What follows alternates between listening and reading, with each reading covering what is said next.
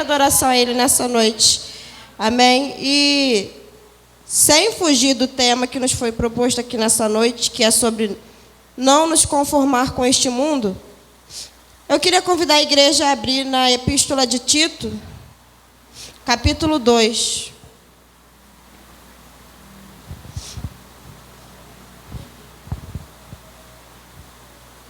Tito, capítulo 2, versos do 11 ao 14.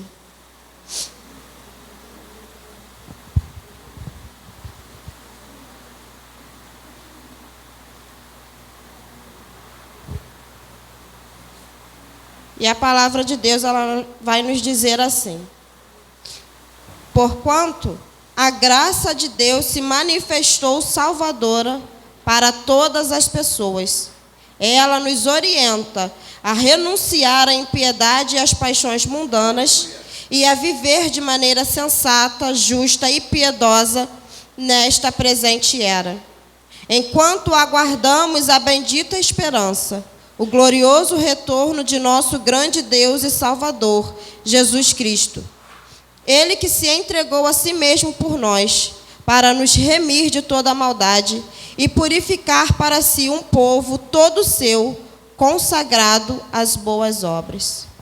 Senhor Deus, Pai amado, Pai querido, estamos aqui diante de Ti, Senhor. Deus, agora estaremos aqui, Senhor, para ouvir a Tua palavra, que o Senhor possa me usar aqui nessa noite, que eu possa ser instrumento em Tuas mãos e que o Teu Espírito, assim como venha falar comigo, venha falar em cada coração aqui nessa noite, ó Pai. Deus, que todo levante, que toda barreira do inferno venha ser caída, venha ser neutralizada para a honra e glória do Seu nome, Deus. Nós Te pedimos e entregamos tudo em Tuas mãos, Senhor. Amém. A igreja pode se assentar. Antes de eu comentar sobre o texto de Romanos 12, que é onde está o nosso tema, né?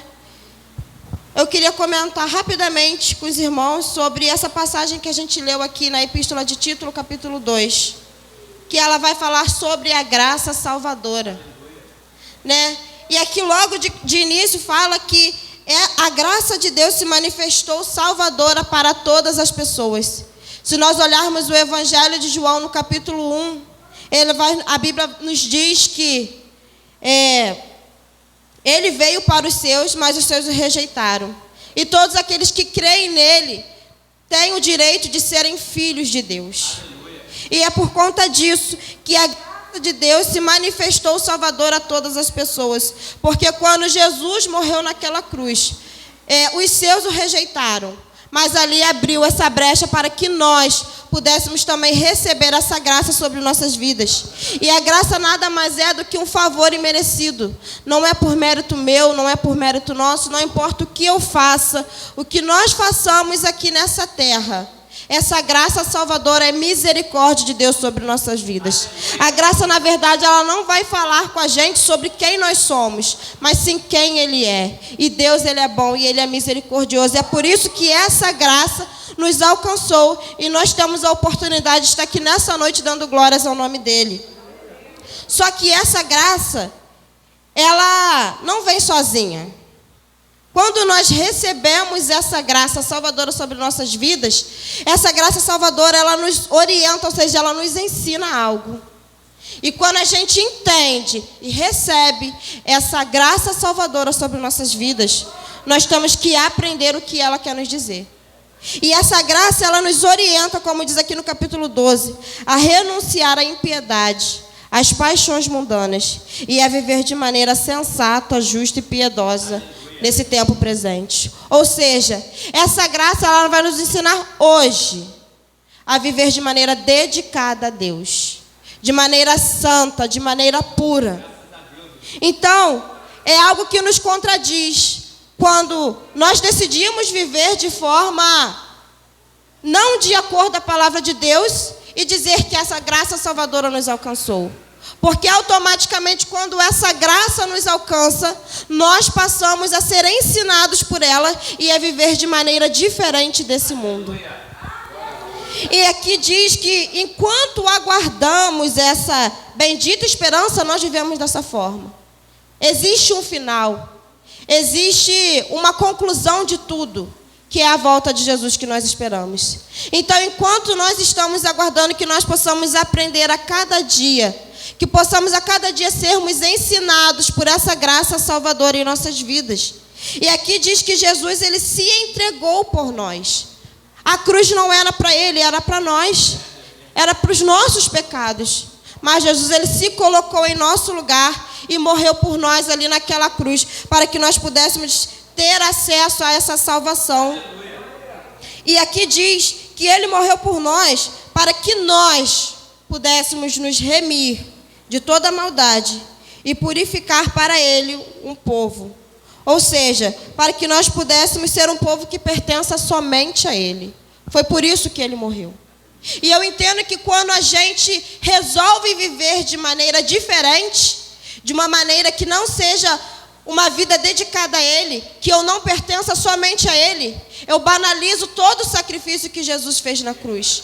Eu posso vir aqui levantar a minha mão, eu posso vir aqui dar o glória mais alto, mas se o meu viver não é de acordo com as escrituras de Deus, não é de acordo com o que essa graça salvadora tem para a minha vida, eu anulo o sacrifício que Jesus fez na cruz por mim. Então, que nós possamos viver, aprender e receber essa graça salvadora sobre nossas vidas. Porque, às vezes, a gente está aqui na casa de Deus, a gente vem aos cultos aos domingos, às quartas, todo o trabalho que tem, e não decidimos viver de maneira diferente. Na verdade, quando essa graça nos alcança, é mais do que levantar as mãos, é mais do que participar dos trabalhos, de cantar nos departamentos. É uma conduta diferente, é uma forma de viver diferente. E aqui no capítulo 12 de Romanos, nos versículos 1 e 2, Paulo, quando ele escreve essa carta à igreja de Roma, ele começa essa carta fazendo um pedido a essa igreja. Ou seja, Paulo, ele começa, em algumas linguagens diz: portanto, caros irmãos, rogo-vos pela misericórdia de Deus, que apresenteis o vosso corpo como um sacrifício vivo, santo e agradável a Deus, que é o vosso culto lógico. Em outras versões, nós vamos ver escrito assim, que por causa da misericórdia, Paulo, ele faz um pedido para essa igreja, que por causa da misericórdia de Deus sobre ela, que elas pudessem se apresentar diante de Deus de forma santa, como um sacrifício vivo, santo e agradável a Deus. Então, essa misericórdia nada mais é do que a graça de Deus sobre nossas vidas. É essa graça salvadora. Então, nada mais é do que Paulo dizendo à igreja de Roma: por causa da graça de Deus que foi derramada sobre vocês, que vocês possam viver, que vocês possam se apresentar diante de Deus como um sacrifício vivo, santo e agradável a Deus. É por essa graça que nós devemos viver de maneira diferente. E aqui, que me chama a atenção nesse versículo logo de início, é que apresenteis o vosso corpo. E muitas das vezes nós não temos nos apresentado diante de Deus. E por que não temos nos apresentado diante de Deus? Eu acredito que o inimigo, com certeza, ele não quer que nós tenhamos um tempo de intimidade com Deus, que tenhamos um tempo de oração com Deus. Mas às vezes ele não consegue impedir isso. Mas às vezes ele quer interferir na tua oração. E às vezes nós temos tempos de oração com Deus, mas essa oração tem sido apenas para pedir, para que Deus abra a porta, para que Deus faça isso, faça aquilo, para que Deus cura. Mas nós não temos nos apresentado diante de Deus. Não temos exposto as nossas falhas, os nossos pecados. Nós somos miseráveis, nós somos pobres, nós somos cegos. E nós carecemos das misericórdias de Deus. E quando nós não nos apresentamos diante de Deus, nós não permitimos que Deus venha fazer uma transformação no nosso viver. E isso me lembra lá no Jardim do Éden, quando Adão pecou. E Adão, quando ele peca, Deus vem falar com ele na viração dos dias. E quando Deus vem, Adão se esconde, porque Adão sabia que estava nu. E ali eu entendo que o inimigo já começou a trabalhar desde lá do Éden, a que a gente não venha se apresentar diante de Deus. Porque quando a gente se apresenta a arrependimento, quando a gente se apresenta a arrependimento, e através desse arrependimento gera transformação. E se eu não apresento, eu não mudo meu comportamento e o pecado continua habitando em mim. O pecado continua fazendo parte de mim, mas quando eu me apresento, eu permito ser transformado por Deus. Porque ali eu falei, Deus, eu sou assim, eu sou falha, eu sou pecadora, Deus, eu preciso da sua ajuda. E ali no Éden, Adão, a primeira coisa que ele faz é se esconder de Deus, mas Deus vem e conversa com ele. E assim o inimigo tem trabalhado nos dias de hoje. Então, que a gente possa fazer realmente uma análise na nossa vida espiritual. Será que nós temos nos apresentado diante de Deus? Será que nós temos vivido sobre máscaras? Sendo que Deus conhece quem realmente nós somos. E eu li aqui, quando eu li lá em Títulos, que a gente aguarda uma esperança, que é o dia da vinda de Jesus. E se a gente não se apresentar, Deus, Ele sabe como que nós somos realmente. Só que se a gente não se apresenta, a gente não se transforma. E se a gente não se transforma, a gente permanece no pecado. E a gente não consegue alcançar a vida eterna. Então, que a gente possa se despir diante de Deus, sermos verdadeiros. Que a nossa oração possa ser uma oração sincera diante de Deus. Que possamos abrir o nosso coração e permitir que Deus venha transformar o nosso viver. E logo em seguida desse versículo, diz que é para apresentar o vosso corpo como um sacrifício vivo. O sacrifício, quando a gente vai olhar na Bíblia, seja através de alimentos ou através de animais que eram sacrificados, eles tinham que ser puros, tinham que ser sem mancha, sem defeito. E quando eu leio isso aqui, eu vejo que eu devo ser um sacrifício vivo. A minha vida tem que ser pura. A minha vida tem que ser sem mancha. Só que aí lembro lá da parte do se apresentar diante de Deus. Como a Bíblia, ela é autoexplicativa. Se eu não me apresento, eu não tenho como ser puro, sem mancha, sem pecado. Então, antes de tudo, eu preciso ser verdadeiro diante de Deus, para que então eu possa ser esse sacrifício vivo. E não existe sacrifício sem renúncia. Eu preciso matar a minha carne. E eu só consigo matar a minha carne se o meu espírito estiver alimentado. Que isso também vem através de uma vida de oração.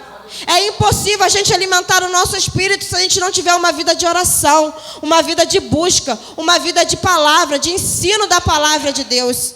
Então, nós precisamos se apresentar diante de Deus para que possamos ser esse sacrifício vivo. E aí, nós podemos conseguir renunciar, viver em renúncia e matar os desejos da nossa carne. E quando eu falo sobre renúncia, sobre matar o desejo da carne, eu vejo alguém que não conseguiu fazer isso, que está lá no livro de Gênesis, capítulo 25, que é a história de Esaú e Jacó. A Bíblia nos conta que Esaú, ele chega do campo cansado, e Jacó tinha preparado um prato de lentilhas, e quando Esaú ele chega, ele sente aquele cheiro, e a Bíblia nos diz que ele estava exausto e faminto. E naquele momento, ele tem fome. E ele sente aquele cheiro daquele alimento que Jacó tinha feito. E naquele momento ele pede para Jacó que desse um pouco daquele alimento para ele, porque ele estava com fome, faminto e cansado. E Jacó faz um pedido a ele. Fala, olha, Esaú, eu te dou esse prato de lentilha se você me der o direito da sua primogenitura. E Esaú, por estar cansado e com muita fome, ele fala, tudo bem. E ele vende, e ele troca esse direito de primogenitura com o seu irmão. Mas o que isso tem a ver? Se a gente for olhar na Bíblia, né, os antepassados, o primogênito ele tinha direito a herdar tudo aquilo que o pai tinha. Só que ali, Esaú ele abre mão de herdar tudo que o pai tinha por simplesmente um prato de lentilha. Por simplesmente algo que iria satisfazer a carne dele momentaneamente. E talvez a gente olhe para Esaú e pense, como assim alguém tem coragem de trocar isso por um simples prato de lentilha? Mas muitas das vezes nós fazemos isso no dia a dia. Quando nós, por prazeres momentâneos, trocamos de herdar coisas do Pai coisas de Deus. Nós somos herdeiros, porque nós nos tornamos filhos de Deus. Somos herdeiros de Deus e co-herdeiros com Cristo.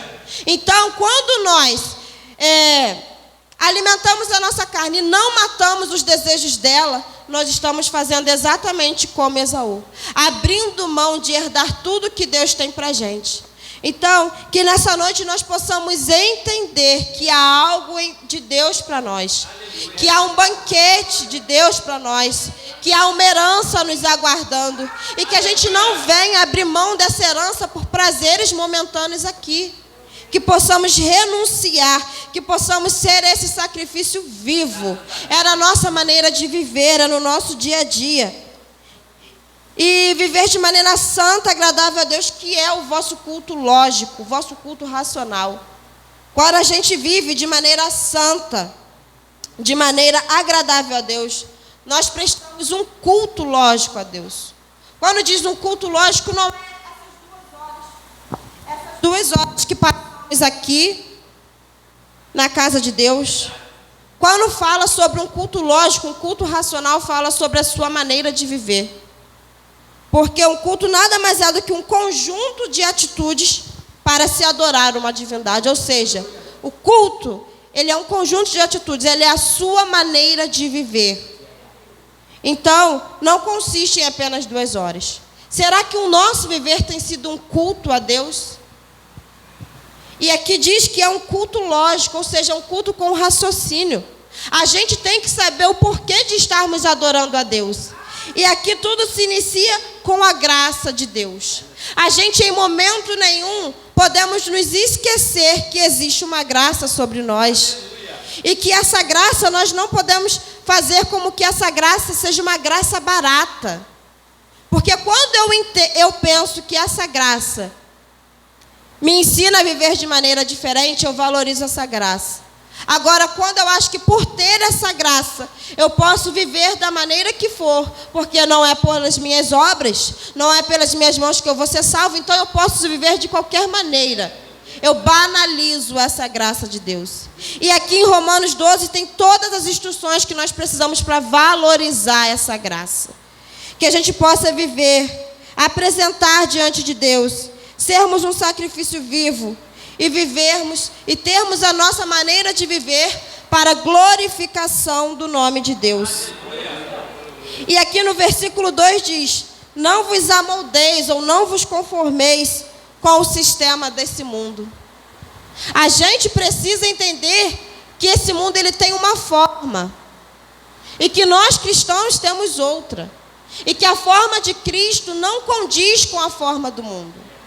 Um quadrado ele não pode entrar num retângulo ou num círculo. E nem um círculo entrar num quadrado. Porque não são iguais. Então, se nós somos filhos de Deus, recebemos e entendemos essa graça salvadora sobre nossas vidas, nós não podemos nos amoldar, nos conformar com o sistema desse mundo. Nós precisamos ser diferentes, sermos sempre fiéis, independente do cenário. Me chama a atenção Daniel, quando ele vai para a Babilônia. Ali é oferecido para ele e para os demais jovens os manjares do rei. Mas Daniel sabia que naquilo que ele cria era errado ele comer aquela comida, porque ele sabia que era consagrada. Então Daniel ele decide o quê? Não se contaminar. E ele coloca no seu coração esse desejo, e ele não se alimenta daquele manjar, mas sim apenas de legumes. E eu penso, aquele banquete diante dele, e Daniel firme no propósito. Porque às vezes a gente costuma colocar a culpa no cenário que a gente vive. Ah, Deus, mas eu estava passando por isso. Ah, Deus, mas o Senhor viu que eu tentei. Quando a gente entende, é renúncia.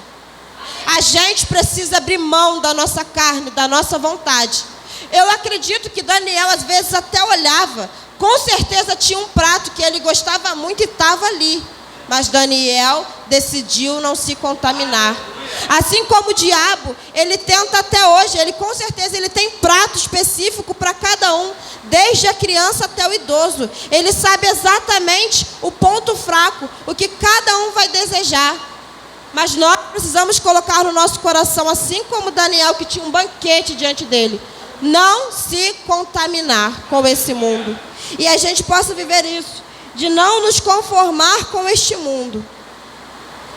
Mas quando a gente quando a gente se conforma, a gente perde a presença de Deus na nossa vida. Prova disso, eu vejo Sansão. Estava ali forte, Dalila fala com ele fala, e fica naquilo dali, e ele sempre desobedecendo às leis de Deus. E chega um momento em que Dalila pergunta a ele qual era o segredo dele, e ele diz que era o cabelo, e ela corta o cabelo dele. E a Bíblia diz que ele se levanta e fala que ele ia vencer como das outras vezes. Mas diz que ele não sabia que o Espírito tinha afastado dele. E quantas vezes a gente se encontra como Sansão? A gente está dentro da igreja, mas não percebe que a presença de Deus já se afastou há muito tempo. Por quê? Porque se amoldou ao sistema desse mundo. E a palavra de Deus nos diz que não pode jorrar água doce e água salgada da mesma fonte. Ou você é de Deus ou você é do diabo. E às vezes a gente acha que ficar em cima do muro nós pertencemos a Deus, mas não. A conta vai chegar. Deus nos tem dado oportunidade para que a gente possa se colocar na posição. Deus tem falado conosco nesses últimos dias, porque nós sabemos que o tempo se aproxima, o fim dos tempos tem chegado, Jesus já está voltando. E é tempo da igreja dele se colocar na posição de filhos de Deus, de herdeiros de Deus, se colocar na posição de não se conformar com este mundo e ser diferente, e ser transformado. Porque a gente só consegue ser diferente nesse mundo se a gente for transformado. E essa transformação vem pela palavra de Deus. Nós precisamos conhecer da palavra de Deus, conhecer do Deus que nós servimos, para que possamos ser transformados por Ele, transformados por essa palavra.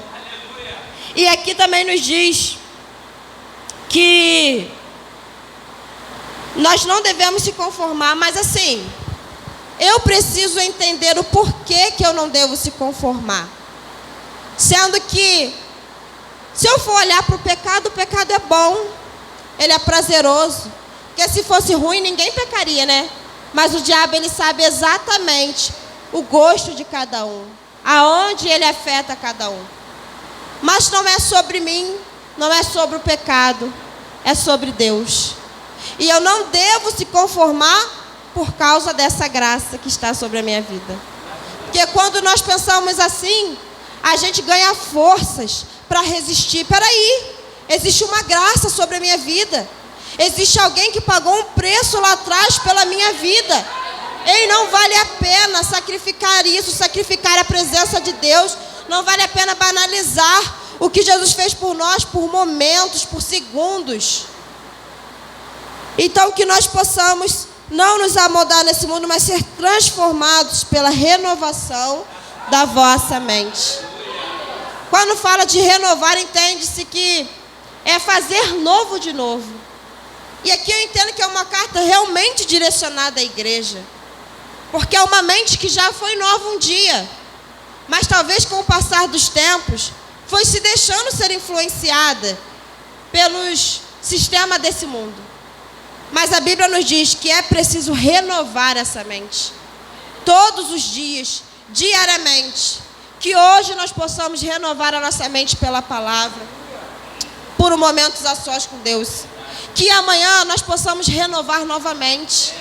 Porque é uma busca constante. Nós precisamos saber que nós estamos em uma guerra espiritual. Então, a palavra nos diz calçar os pés na preparação do Evangelho. Nós precisamos estar preparados, porque a guerra está aí. Essa guerra espiritual existe, nós precisamos estar alicerçados na palavra. Precisamos ter uma vida de intimidade com Deus, porque assim nós resistimos ao diabo e ele fugirá de vós. E aqui diz, para que nós possamos renovar a nossa mente, para que experimenteis qual seja a boa, agradável e perfeita vontade de Deus. Aqui nos diz que a vontade de Deus é boa, perfeita e agradável. Qual é a vontade de Deus para cada um de nós aqui? Eu não sei.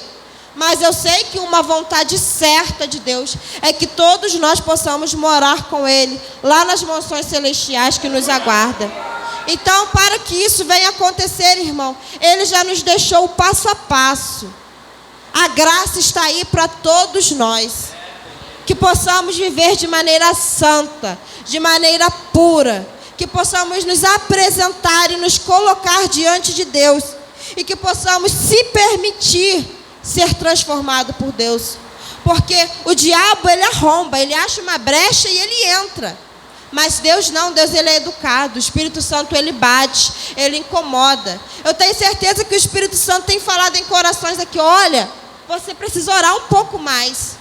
Você precisa ler um pouco mais da palavra de Deus. Ei, eu tenho mais para você. E o Espírito Santo ele é educado, ele nos confronta.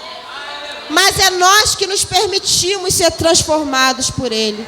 Então que nessa noite nossos corações possamos estar abertos, nossos ouvidos espirituais abertos, para que possamos ouvir o Espírito Santo falar conosco, falar em nossos corações e nos permitir ser transformados por Ele. Porque é através dessas transformações que nós iremos cumprir o ID de Deus. Porque é impossível cumprir o ID se eu não tenho, como eu vou dar para alguém? Então precisamos nos encher de Deus, precisamos nos abastecer de Deus, sermos exemplos, sermos verdadeiramente o sal da terra, a luz do mundo. Eu creio que Deus ainda permite a igreja dele estar aqui, para que nós possamos fazer a diferença nesse mundo mau. Mas infelizmente ainda existem vidas aí fora que precisam conhecer a Deus. E somos nós aqui, cristãos, ou seja, pequenos cristos. Então que possamos ser, assim como Cristo foi, que possamos aprender com o viver dele, ao qual ele viveu aqui, passou pelas mesmas dificuldades que nós, mas não se amoldou ao sistema desse mundo. Pagou o preço que foi preciso, renunciou tudo que tinha que renunciar, deixou a sua forma de Deus e se fez homem. Então que nós possamos aprender com ele, que nós possamos cada dia mais buscar da palavra de Deus, para que nós possamos viver então essa vontade de Deus, que nós sabemos que é boa, perfeita e agradável. Então o Espírito Santo me deu até aqui, que ele possa falar melhor em cada coração, que nós possamos se permitir ser tocados por ele, sermos mudados por ele. E sim, com o Espírito Santo, que nós possamos se conformar, sim, com a forma do Espírito Santo. Amém? Eu agradeço a minha oportunidade em nome de Jesus, e que o Espírito Santo de Deus possa falar melhor ao coração da igreja.